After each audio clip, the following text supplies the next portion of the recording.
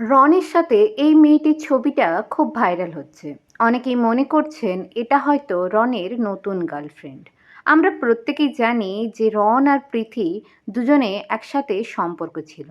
শুধু সম্পর্কে ছিল সেটাই নয়, তাদের রেজিস্ট্রিও হয়েছিল।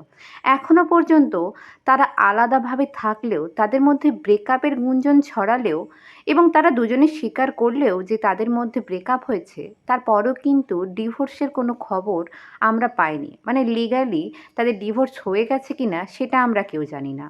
কিন্তু দুজনই দুজনের মতো আলাদা থাকছে।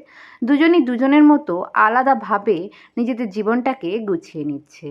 কিন্তু রনের সাথে এই মেয়েটির ছবিটাকে নিয়ে একটি চাঞ্চল্য ছড়িয়েছে। তাহলে কি রনের পরবর্তী গার্লফ্রেন্ড এই মেয়েটি?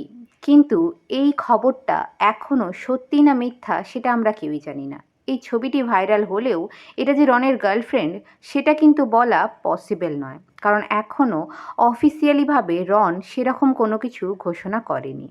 তাই এটা বলা একদমই উচিত নয়।